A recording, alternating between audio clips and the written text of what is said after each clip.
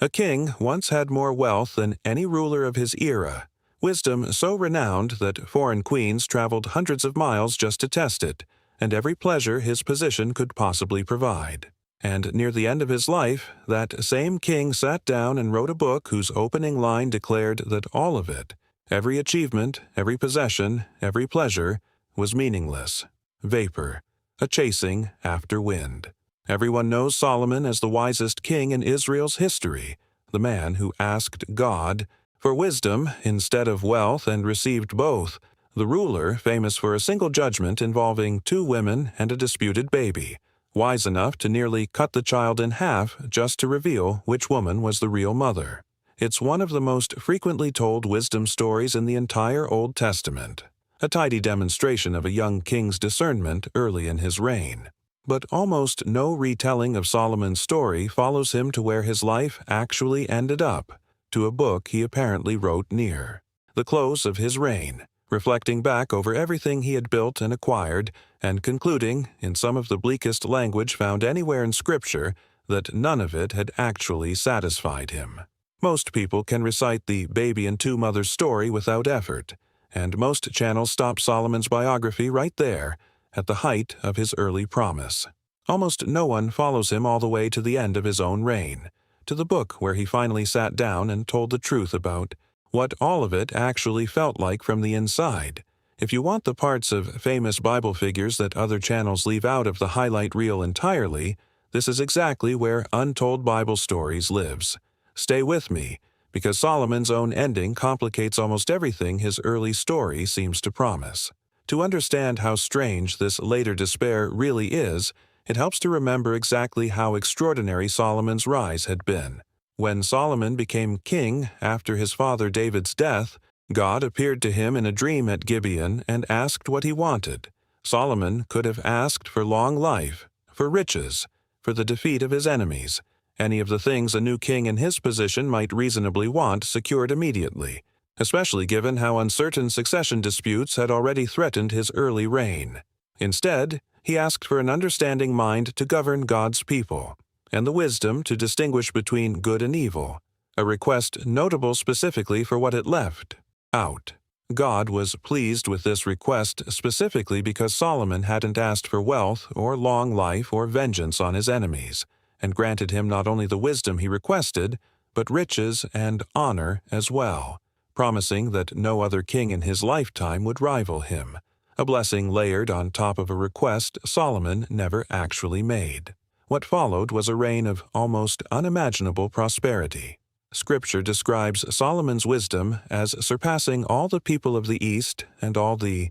wisdom of Egypt, wiser than any other man alive, composing 3,000 proverbs and over 1,000 songs, and speaking with such insight about trees and animals and birds and fish that people came from every nation to hear him, sent by kings who had heard of his wisdom. The Queen of Sheba herself traveled a great distance with camels bearing spices, gold, and precious stones, specifically to test him with hard questions, arriving in Jerusalem with a very great retinue and a caravan, substantial enough to signal the seriousness of her mission. When she communed with him about all that was on her mind, Solomon answered all her questions, and there was nothing hidden from the king that he could not explain to her. When she saw the full scope of his wisdom, his palace, the organization of his officials, and the wealth on display throughout his kingdom, the food on his table, the seating of his officials, the attendance of his servants, their clothing, his cupbearers, and the burnt offerings he offered at the house of the Lord, there was no more breath left in her. So overwhelmed was she by what she witnessed, and she confessed that not even half of what she had heard about him had been told to her. Solomon built the temple in Jerusalem, a project 7 years in construction, using cedar and cypress timber shipped from Lebanon, gold overlaying nearly every interior surface from floor to ceiling, and craftsmanship so detailed, carved cherubim, palm trees, and open, flowers covering the walls, that the finished structure became the singular center of Israelite worship for generations afterward. He also spent 13 years building his own palace complex, an undertaking nearly twice as long as the temple itself, a detail worth pausing on given how central the temple is to how Solomon is usually remembered. His own wealth grew to a scale the text describes almost as an accounting exercise. Gold arriving by the ton through trade routes and tribute from surrounding kingdoms, 666 talents of gold coming to him in a single year alone, a fleet of ships bringing gold, silver, ivory, apes, and peacocks from distant ports, so much silver flowing into Jerusalem during his reign that Scripture says it came to be considered as common as stone, and cedar as common as the sycamore trees in the lowland. He had, by the text's own account, 700 wives of royal rank and 300 concubines, an almost incomprehensible household by any standard, ancient or modern, along with stables housing thousands of horses and chariots, and a throne of ivory overlaid with fine gold, unlike anything made in any other kingdom of the region. By any conventional measure available to the ancient world or to ours, Solomon had reached the absolute pinnacle of human achievement and acquisition, wisdom beyond any other living person, wealth beyond any comparison among the kings of his era, architectural and cultural, accomplishments that would define his nation's religious life for centuries, a household and a harem, representing the outer limit of what status and power could purchase. If the story of Solomon simply ended at the height of all this, and most retellings, focused on the wisdom of his early judgments, essentially do end there, it would read as one of the most complete success stories in the entire Bible. But there's a book traditionally attributed to Solomon, written from the perspective of someone identifying himself as the preacher, the son of David, king in Jerusalem, and its opening lines read nothing like a success story at all. Almost nobody covering Solomon's life gives this book the weight it deserves, likely because it complicates the tidy image of the wise, prosperous king that most retellings prefer to end on. This is exactly the kind of chapter Untold Bible Stories exist to slow down for, not the wisdom everyone already celebrates, but the despair almost no one mentions came right along with it. Stay with me, because what Solomon wrote near the end of his life reframes everything about the wealth and wisdom that came before it. Vanity of vanities, says the preacher, vanity of vanities. All is vanity. This is the opening declaration of the book of Ecclesiastes, and the Hebrew word translated as vanity, hevel, carries a meaning closer to vapor, breath, or mist, something that appears briefly and then vanishes, impossible to hold on to or pin down, no matter how tightly a person grasps for it. The preacher goes on to ask what profit there is to all the labor a person does under the sun, describing generations coming and going while the earth itself remains, the sun rising and setting and hurrying back to rise again, rivers running endlessly into a sea that never fills. All things, he says, are full of weariness, a weariness no words can fully express. What makes this opening especially jarring, when read alongside everything Solomon had actually achieved, is that this isn't the reflection of a man who failed to accomplish what he set out to do. This is a man describing weariness and meaninglessness from the absolute summit of human accomplishment, having already secured everything a person in his position could possibly want. And rather than treating this as an abstract philosophical position, the preacher spends much of the rest of the book describing, in remarkably specific and personal terms, exactly what he tried in pursuit of meaning, and exactly how each attempt ultimately left him unsatisfied. He describes setting his mind to seek and search out by wisdom all that is done under heaven, an unhappy business, he calls it, that God has given to the children of man to be busy with, occupying themselves with something that ultimately produces no lasting profit, no matter how thoroughly they pursue it. He says he has seen everything that is done under the sun, and behold, all is vanity and a striving after wind, a phrase he returns to again and again throughout the book, like a refrain he cannot escape no matter which direction his search takes him next. He tried increasing his wisdom beyond anyone who had ruled before him in Jerusalem, applying his heart to know wisdom and to know madness and folly as well, determined to understand the full spectrum of human experience rather than only its most respectable corners, and concluded that in much wisdom is much vexation, and he who increases knowledge increases sorrow. A startling admission from the very man whose wisdom had drawn foreign royalty from hundreds of miles away just to witness it firsthand. A man whose reputation for insight had become, by his own account, a source of increased grief rather than increased contentment. Having found wisdom itself insufficient, he turned deliberately to pleasure, testing himself with wine, giving himself over to laughter and enjoyment, undertaking great works, building houses, planting vineyards, making gardens and parks, and planting every kind of fruit tree in them, making pools of water to irrigate a forest of growing trees, acquiring male and female servants, herds and flocks beyond anyone who had been in Jerusalem before him, silver and gold and the treasure of kings and provinces, singers, and the delights of the sons of man, and many concubines. So I became great and surpassed all who were before me in Jerusalem, he writes, and then adds, almost as an aside, that undercuts everything just described, that his wisdom also remained with him throughout, allowing him to observe his own accumulation with clear, unclouded eyes even as he pursued it, never once losing the very self-awareness that would eventually turn every acquisition into another disappointment to examine.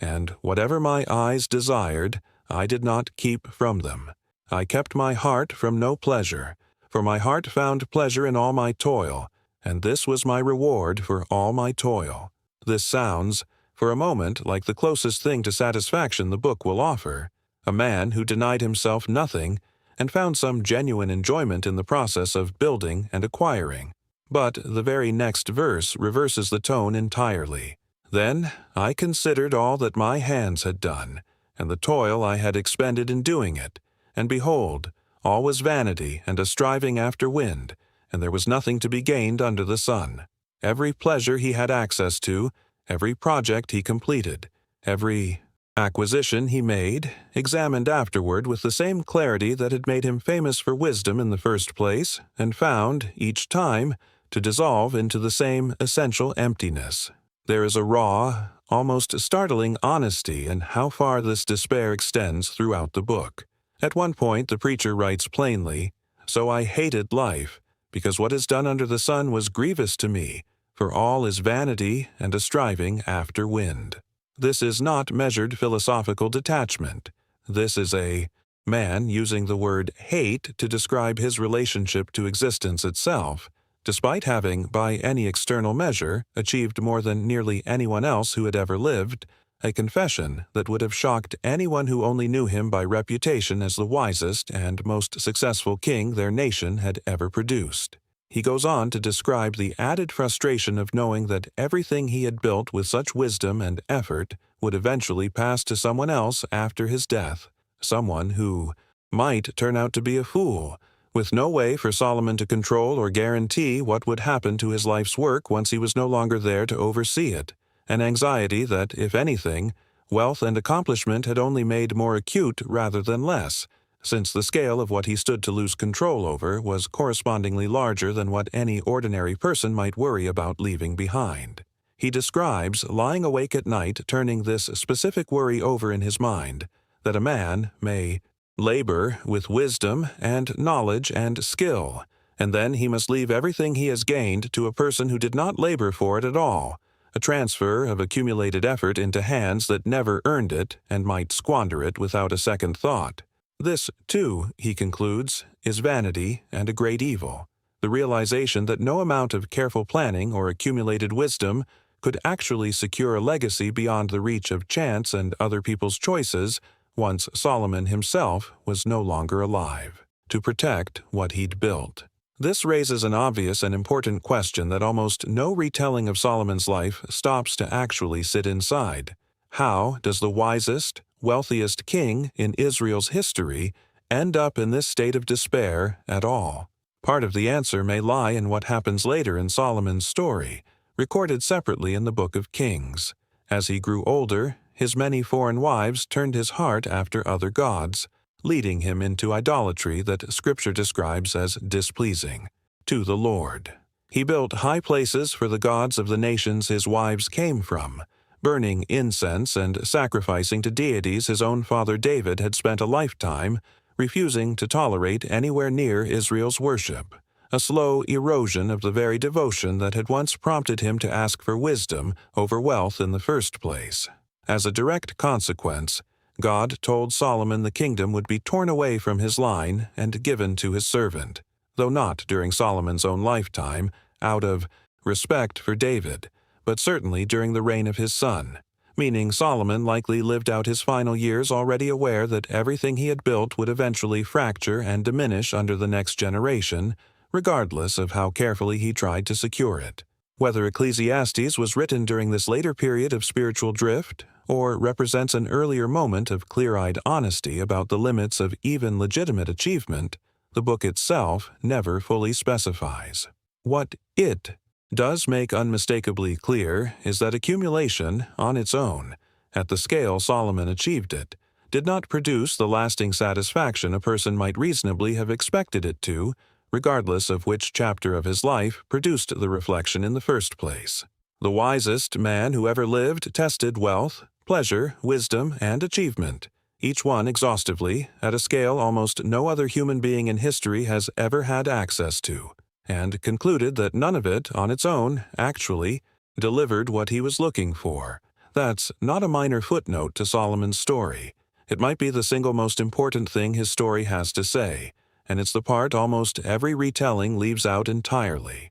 Subscribe to Untold Bible Stories, because what Solomon concludes at the very end of this book is where this entire despair finally lands, and it's not where you'd expect. After pages of testing every available avenue toward meaning and finding each one insufficient, the book of Ecclesiastes does not end in unresolved despair. It ends with a conclusion the preacher apparently arrived at only after exhausting every other option first. The end of the matter. All has been heard. Fear God and keep His commandments, for this is the whole duty of man. For God will bring every deed into judgment with every secret thing, whether good or evil. It is a strikingly simple conclusion to arrive at after such an exhaustive, often bleak survey of everything else a person might chase. Instead, not another achievement to add to the list, not a further acquisition or pleasure to pursue, but a return to the most basic relationship available to any person,